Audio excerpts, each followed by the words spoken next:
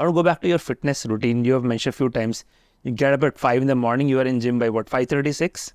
Yeah, fine. So there was a time where I woke up at 4:15, 4:30, Mukesh. This was when I was running very aggressively. So because running typically happens early morning when there are no vehicles on the road, right? But now, because I've reduced my running, I wake up at 5. By 5:30, 5:40, I'm at the gym. Of course, this again comes with age. I have a longish warm-up process because I've hurt myself, not badly, but a little bit here and there. And post that, I've realized that mobility, you have great mobility, but it's not going to stay with you forever. So you need to work on it.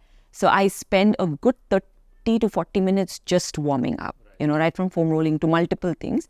Spend about an hour and 15 minutes doing my workout, and I do strength training every day. Every day I lift weights, then a little cardio. I ensure I walk. That whole step concept is one, 10,000, 12,000, but I walk every day. Somehow I get in 12, 15,000 steps, minimum is 10. Right. And I do that because I commute, like house to the gym, even if it's a little distance, I'll ensure I walk back and forth. And then I do a fairly decent recovery as in like a stretch. But what I realize also is the stretch that you do post a workout doesn't do much. It can only do so much. Your recovery has to be stronger than that. The every once in 2 weeks, the release that you do. Right. The foam rolling that you do before going to bed. I feel all of these little things takes about 5-10 minutes only, can help you recover better, stay in the game for longer. Right. So you spend almost like 90 minutes to even 2 hours in the gym. 2 hours in the gym. Every day? Every single day. All 7 days a week?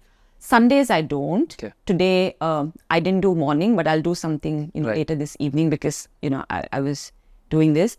But Sundays I normally try to just stick to walking or just doing a lot of the household stuff that we do on Sunday itself just takes you to that number of steps. So I don't. Right. So you mix, a lot of emphasis on mobility and slow warm-up, focus on strength training, lifting weights, some cardio, and then just being active throughout the day through this 10, 12,000 steps.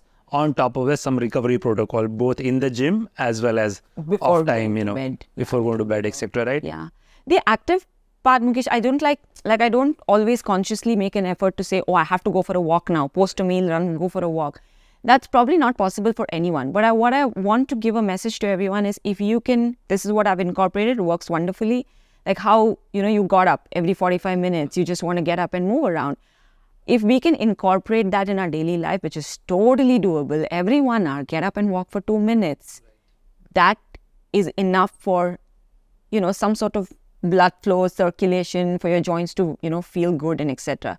The problem is most of us sit and take calls and we just sit down for long hours. So I tell people, start with the basic. Don't beat yourself up over going to a gym. If you cannot, you cannot. Okay, you'll figure out at some point. Move.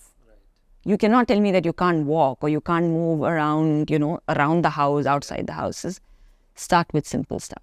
Absolutely. That's incredible. I think, your commitment to fitness, I think it's an inspiration to both men and women alike. I think it's just too important for anyone to not take it seriously. And I agree with you, any kind of movement is fine, walk, run, cycle, swim, hike, go to gym, group class, whatever, right? All form of movement work.